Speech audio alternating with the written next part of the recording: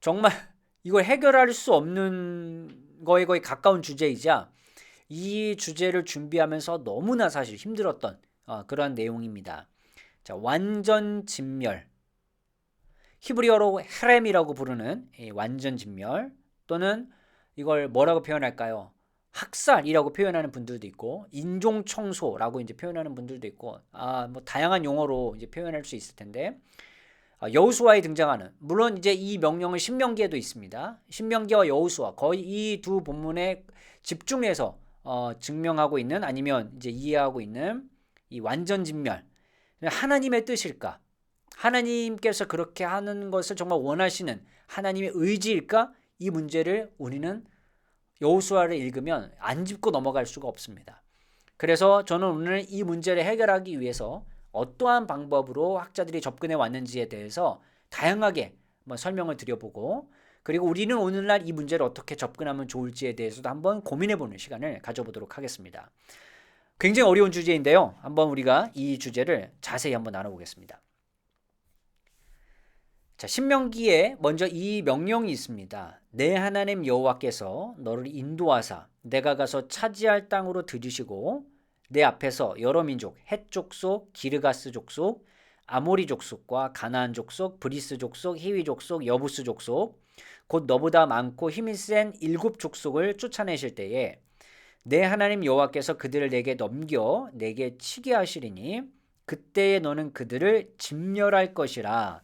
그들과 어떤 언약도 하지 말 것이요 그들을 불쌍히 여기지도 말 것이며. 자, 여기에 우리에게 흔히 알려져 있는 헤렘이라는 단어가 여기 등장합니다. 자, 진멸할 것이다 라고 두 단어가 있죠. 하렘, 타하림 이렇게 두 단어가 여기 있습니다. 이거는 이제 강조용으로 사용된 것이죠. 그들을 완전히 진멸해라 이렇게 말씀하고 계신 것 같습니다. 완전히 진멸할 것이다. 자, 이런 본문 때문에 우리는 굉장히 이게 어려움에 있어요. 그리고 과연 이스라엘이 이 명령을 순종했을까? 순종했다라는 본문이 또 여호수아에서 발견이 되기 때문에 우리에게 또 어려움을 줍니다. 자, 먼저 6장 17절 보면요. 이 성과 그 가운데 있는 모든 것은 여호와께 온전히 바치되 기생 라합과 그 집에 동거하는 자는 모두 살려주라. 이는 우리가 보낸 사자들을 그가 숨겨주었음이니라.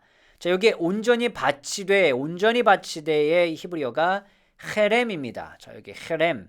자, 이 단어가 바로 이제 완전 진멸이라고 또는 학살, 뭐 인종 청소 등으로 번역하는 바로 그 단어인데, 자, 그 단어가 가지고 있는 뜻이 꼭 진멸해라만 있는 건 아닙니다. 왜냐하면 여기에 이제 바치되라는 뜻으로 이제 쓰였기 때문에 그리고 이건 진멸했다라는 의미로 이제 번역해야 되는 거 아닙니까? 이렇게 질문하실 수도 있는데 그렇진 않습니다. 왜냐하면 헤렘의 기본적인 의미 자체가 진멸하다가 있을 수도 있지만 당연히 있지만 이게 온전히 바치다, 뭐 구별된 걸 바치다 이런 의미도 이 헤렘 안에 있기 때문에 이 의미도 생각해 볼 수 있습니다. 근데 또 여호수아 이런 구절이 있어요. 그들의 마음이 완악하여 이스라엘을 대적하여 싸우러 온 것은 여호와께서 그리하게 하신 것이라. 그들을 진멸하여 바치게 하여. 헤렘이죠. 동사입니다. 헤렘에 바치게 하여 은혜를 입지 못하게 하시고 여호와께서 모세에게 명령하신 대로 그들을 멸하려 하심이었더라. 자, 이미 여호수아에 그렇게 이제 순종한 것 같은 본문이 있기 때문에 우리는 이 본문이 그대로 이루어졌고 그리고 이 본문을 따라서 우리가 이해하다 보면 하나님은 너무 폭력적인 하나님이다. 잔혹한 하나님이다. 그리고 군사들과의 전쟁은 그럴 수도 있겠지만 민간인들까지 특히나 어린이, 여성들과 같은 고대근동 세계에서 약자들이라고 여길 수 있는 이들을 진멸하라고 한 것은 이해할 수 없는 하나님의 처사다. 이것 때문에 구약의 하나님 는 이제 폭력이 가득하신 분이다라는 이제 인식이 생겨났고 그다음에 이런 하나님을 믿는다고 하는 것이 과연 이게 괜찮은 일인가에 대한 공격을 끊임없이 지금도 받고 있는 본문입니다. 자, 이 굉장히 어려운 일인데 자, 그러면 학자들은 도대체 이 문장을 이 본문들을 이 주제를 어떻게 해결하려고 노력했을까요? 몇 가지 한번 그들의 해석을 살펴보겠습니다. 첫 번째 그룹에 들어와 있는 거는요. 문자 그대로 하나님의 폭력성을 인정해야 된다라고 보는 입장이 있습니다. 자, 그들 중에서도요, 좀 세부적으로 나누면 이건 하나님의 부정적 성품 중에 하나다. 하나님 이것만 있느냐? 인종차별, 대량학살, 뭐 이거 다 하나님의 성품이다.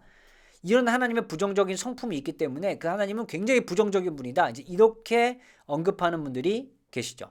특히나 무신론자들의 입장에서 이 해석을 받아들이는 분들이 있습니다. 자, 구약학자들 중에서는 이렇게 받아들이기보다는 이제 나머지 해석들을 가지고 이 문자의 그대로의 하나님의 폭력성을 설명하려고 하는데, 두 번째는요, 가나안인들이 악했기 때문에 폭력이 사용될 수밖에 없었다라는 거예요. 자, 레위기나 신명기 몇 개의 구절들을 보면 이 가나안 족속이 가지고 있었던 악함에 대한 설명이 있습니다. 그렇기 때문에 하나님은 그거에 관해서 인과응보 그리고 정의를 행하시는 하나님이시기 때문에 그들은 진멸을 당해야 했습니다. 그리고 이 일들을 통해서 하나님은 그 부정적인 땅을 정화하신다는 그런 의미가 담길 수 있다라고 해석합니다. 하지만 이제 문제가 있을 수 있겠죠. 왜냐하면 가나안인들이 전부 100% 죄를 지었기 때문에 그들을 진멸해야만 하는가? 만약 지은 죄, 이런 악한 죄를 지은 사람들이 소수라면 그 소수들 때문에 나머지 사람들이 전부 같이 죽임을 당해야 하는 것은 과연 옳은 일인가? 그리고 하나님께서 그 심판을 행하실 때 이스라엘이 그 심판의 집행자로서 과연 괜찮은 사람들인가? 이런 다양한 또 질문들에 대해서 해결하기 어려운 문제가 좀 있습니다. 자, 세 번째는요. 가나안인들이 약속의 땅에 살고 있었던 것이 문제였다. 왜 거기에 살고 있었냐?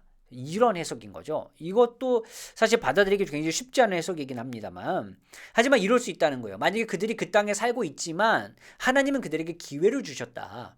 우상을 포기할 수 있는, 그러니까 그들이 아마도 이렇게 여리고성을 돌고 있는 상황이나 몇 가지 아마 이 내용들을 가지고 해석하는 것 같아요. 그들에게 좀 돌이킬 수 있는 기회를 줬는데 그들이 안 받아들였다, 그걸.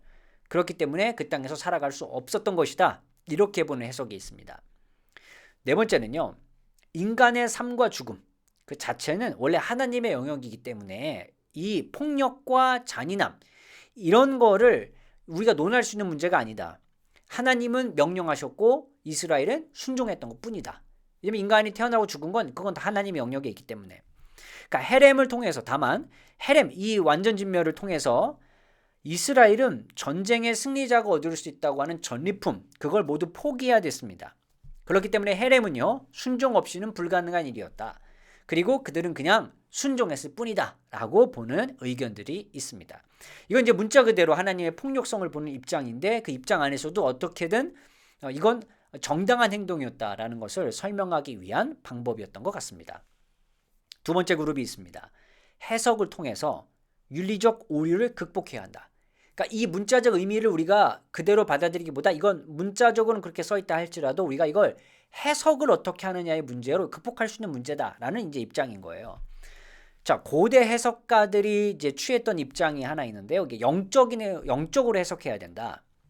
자, 요한 카시아누스 같은 학자는요, 이제 뭐 교부라고 봐야 되겠죠. 일곱 민족으로 되어 있는 이 가나안 족속은요, 악이라고 봅니다. 악. 그러니까 악이라고 하는 어떤 표현이지 그들 민족 자체를 말하는 게 아니다. 그리고 그 악은 우리의 덕으로 이겨내야 된다. 이렇게 영적으로 해석했어요. 그리고 우리에게 유명한 사람인 아우구스티누스는요, 가나안인들의 마음에 있는 우상을 허무는 것이 이게 목적이지 그들을 진멸하는 게, 그들의 어쨌든 생애를 마감하는 게 그게 목적이 아니다. 그래서 이렇게 영적으로 해석하는 고대의 해석가들이 있었습니다. 두 번째는요, 이건 은유적이다. 이거는 자, 이건 실제 행동하라는 명령이 아니라 하나님에 대한 철저한 순종을 요구하는 은유적인 해석이다. 자, 신명기 7장을 보면요, 신명기 7장에 나타난 헤렘의 명령은 이미 약속의 땅에 들어간 다음에야 순종해야 할 명령, 그렇게 나타납니다. 그렇기 때문에 이 문장 뭐가 있냐면 헤렘 이후에 이제 통혼 금지 이런 명령이 있거든요. 이방 여인들과 결혼하지 마라. 왜냐하면 가나안인들을 만약에 다 진멸하는 명령이 주어지면 그들과 결혼하지 말라라고 하는 명령이 주어질 필요가 없잖아요. 왜냐하면 그 땅에 아무도 살아가지 않는데. 그래서 이 해석은 그들을 진짜 죽이라는 의미가 아니라 이건 철저히 순종해야 된다라는 요구의 은유적 해석이다. 가나안인들의 향한 이 어떤 행동을 우리는 어떻게 해야 되냐면 하나님 한 분만을 사랑할 것을 요구하는 이스라엘에 향한 철저한 순종 요구예요. 그럼 결국 이들은 뭐냐면 가나안인들은 우상숭배자들이에요. 그래서 우상숭배자들과 완전히 분리되어 하나님 한 분만을 향한 철저한 신앙을 지킬 것을 요구하는 은유적인 해석으로서의 진멸을 말씀하시는 거지 진짜 그들을 멸하라는 이야기가 아니다라고 해석하는 분들이 있습니다. 아마 이 해석을 지지하는 분들이 꽤 많은 걸로 알고 있습니다. 또 우리가 여러모로 다양한 부분을 해석하기에 좀 좋죠. 자, 세 번째는요. 육체를 파괴하라는 의미가 아니라 그들의 정체성을 파괴하라는 의미이다. 왜냐하면 정체성이 제거되지 않는다면 이스라엘이 가나안 족속이 가지고 있었던 정체성을 사용할 위험성이 있기 때문입니다. 하지만 그렇다고 가나안인들이 모두 살게 된 것은 아닙니다. 다만 이스라엘은 그들을 노예로 삼지 말아야 했기 때문에 이제 죽이는 것을 택했다라는 이제 어떤 내용들이 있습니다. 자, 이거는 뭔가 뭐랄까요? 정체성의 파괴. 자, 이건 뭐 일리가 있을 수 있지만 정체성을 어떤 방식으로 파괴할 수 있었는지에 대해서는 조금 더 논의가 필요한 내용이겠죠. 자, 네 번째는요. 악한 내용이기에 거부해야 된다라는 해석이 있어요. 이게 아마 굉장히 받아들이기 어려운 해석인데요. 하나님께서 명령하신 완전진멸, 인종청소, 대량학살 이 자체는 그 자체가 악한 것이다. 그렇기에 해석자로 서 있는 우리들은 이 악한 행위는 하나님께 속한 것이 아니기 때문에 우리는 이걸 아예 거부해야 된다. 이 본문을. 그리고 성경엔 윤리적 사안에 대해선 오류가 있을 수 있다는 것을 인정해야 된다라는 걸 학자들은 설명하기도 합니다. 근데 만약 이렇게 본다면 성경에 이미 나와 있는데 그게 우리의 윤리적인 어떤 기준과 맞지 않는다는 이유로 거부한다면 이건 성경 그 자체를 무시하는 행동이 아닐까라는 비판을 받는 해석이기도 합니다. 자, 다섯 번째는요. 신약 성경으로 극복할 수 있습니다. 자, 신약 성경에 등장하는 예수님이 곧 하나님이잖아요. 우리가 믿는.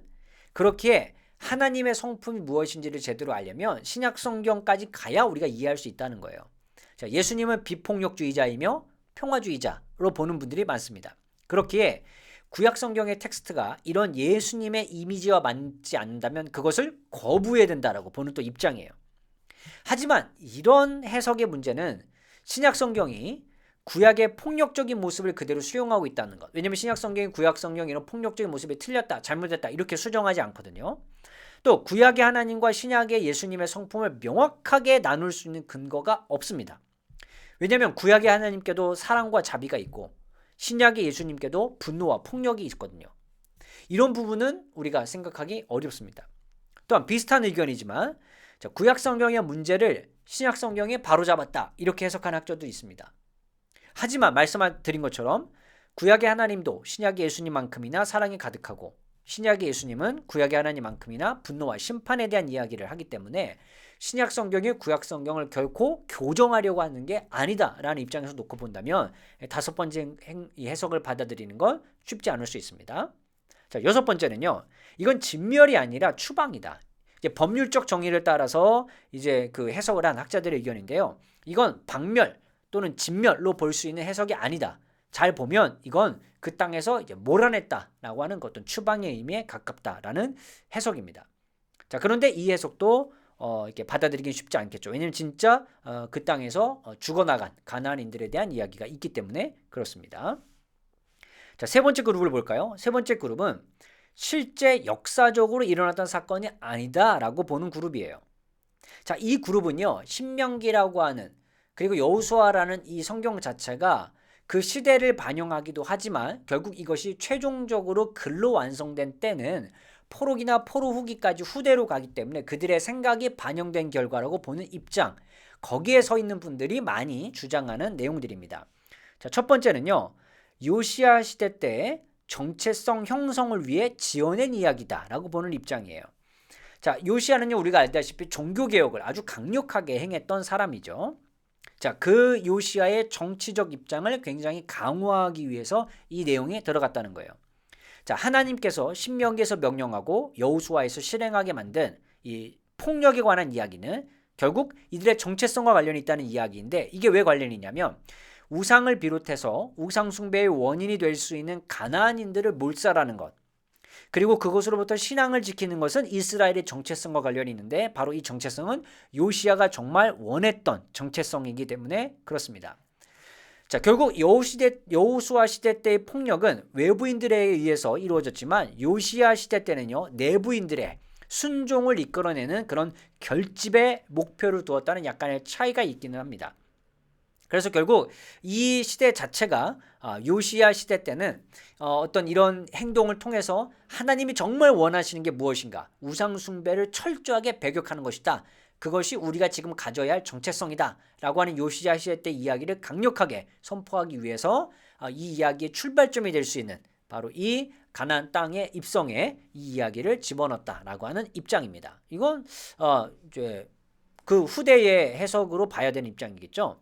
자, 두 번째 입장도 비슷한 거예요. 요시야 시대 때 하나님의 강력함을 위해서 지어낸 이야기다. 자, 요시야 시대 때 이 성경이 완성된 것은 맞다라는 입장이지만 당시에 아시리아 제국이 무자비한 폭력으로 이게 강대국으로 일어나고 있을 때 이 아시리아의 그 폭력적인 그 모습에 대항하기 위해서 하나님의 폭력성은 너희들의 폭력성보다 더한 분이야, 더 강하신 분이야, 이걸 보여줌으로 인해서 어떤 이스라엘이 좀 더 강하다는 것을 아마도 표출해내고 싶어 했던 그런 모습 때문에 이런 게 등장했다라는 의견이 있습니다. 자, 세 번째는요, 그래서 이방인들과의 혼인이 금지된 것이다 라는 입장이에요. 자, 이건 앞서 나왔던 내용과 비슷한데요, 가나안 족속을 멸하는 것, 진멸하는 것이 하나님의 뜻이었다면 신명기 7장 3절 이후에 가나안인들과 혼인하지 마라 라는 이 명령이 안 맞습니다. 다 진멸하면 이 명령이 있을 필요가 없거든요. 그래서 이 헤렘의 명령, 진멸하라는 명령이 실제 일어났다고 보기는 어렵다라고 설명해요. 그래서 이 본문을 해결하려면 두 가지 접근을 해야 된다는 거예요. 하나는 이스라엘이 헤렘, 그러니까 진멸을 완전히 순종하지 않을 게 뻔하기 때문에 가나안인들과 혼인하지 말라라는 명령이 주어진 것이고요. 또 하나, 그들을 완전 진멸하는 그 시간이 굉장히 길어질 수 있기 때문에 그 굉장히 길어지는 시간 동안을 대비하여 가나안인들과 혼인하지 말라라는 명령이 주어졌다는 거예요. 그럼 이렇게 됐든 저렇게 됐든 결론적으로 완전 진멸이 그들에게 실질적으로 일어난 사건은 아니라는 거예요. 그들이 불순종한 영역도 어느 정도 있는 것 같고 생각보다 그것이 길어짐으로 인해서 완전 진멸까지 가지 못한 상황이 있을 수 있다는 해석인 거죠. 자, 네 번째는요, 문제의 원인을 과거에서 해결하려고 한 것뿐이다. 자, 이 여호수아 신명기를 언제쯤 완성되는지를 볼까? 특히 신명기 같은 경우에는요, 포록이나 포록 후기를 보는 분들이 많습니다. 최종적으로 완성한 그 집단이 과거를 회상하며 만약에 가나안인들을 진작에 진멸했다면 이스라엘이 우상 숭배에 빠져서 이렇게 이스라엘이 멸망하는 결과까지 있지 않았을 것이다. 그렇기 때문에 그와 관련된 내용, 원래 없었어야 될 내용을 집어넣음으로 인해서 지금의 역사를 다시 한번 생각해보는 입장을 그들이 설명하고자 했다는 거예요. 그래서 신명기 사가, 그러니까 신명기를 편집한 사람들의 그 이후의 내용을 보자면 이스라엘의 멸망을 왕들의 우상 숭배에서 찾았다면 신명기의 최종 편집자는 더 과거로 올라가 가나안 정복 때 가나안인들을 완전히 진멸하지 않았기 때문에 라는 이제 설명으로 해석하고 싶어 했던 것 같습니다. 그래서 이 명령도 지키지 못했고 신명기 7장에 나타난 이후의 명령인 이방 여인들과의 혼인도 금지하지 못해서 지금의 현상이 일어난 것이다 라고 해서 그 원인 제공을 이제 앞에다가 넣었다는 것이죠. 이 세 번째 그룹에 있는 학자들의 의견을 좀 따라가려면 이게 신명기, 여호수아 이 두 성경이 언제 최종적으로 완성됐고 얼만큼의 역사적인 내용을 반영하고 있으며 얼만큼이 후대의 작업을 통해서 이루어졌는가에 대한 학문적인 논의가 좀 있어야 이런 내용을 좀 설명 가능하지 않을까 생각해 봅니다. 이거 상당히 어려운 그룹에 들어가 있는 사람들이죠. 자, 네 번째는요, 당시 문화와 사회와 문화 그리고 전쟁의 맥락에서만 통용된다. 그러니까 고대의 전쟁이잖아요. 이 가나안 전쟁 자체가 굉장히 오래전에 있었던 전쟁인데 현대의 윤리적인 기준으로 그것이 폭력적이었다 아니었다고 하는 것을 어떻게 우리가 판단할 수 있겠냐. 그건 적용 불가능한 것이다. 이스라엘은 자신들이 살아가던 방식대로 그렇게 행했을 뿐 그 자체가 악하다고 말할 수 있는 것은 아니다. 당시 고대근동 당시의 전쟁은 참혹함과 잔인함은 그냥 자연스러운 현상이었다라고 보는 입장이에요. 다섯 번째는요, 의미가 과장되었다는 입장이에요. 실제로 진멸이라고 하는 이 현상이 일어나긴 했지만 상상한 것처럼 가혹하거나 아니면 인종 전체가 사라질 만큼 그런 잔혹한 형태로 일어나진 않았다고 보는 입장이에요. 왜냐하면 전투에서 일어난 살해는 일반적으로 민간인들은 건드리지 않고 군사로 참여한 사람들에게만 한정되어 있었기 때문에 민간인들까지 그렇게 죽이지는 않았다. 그런 의미로 보는 것은 굉장히 과장된 것이다 라고 보는 입장입니다.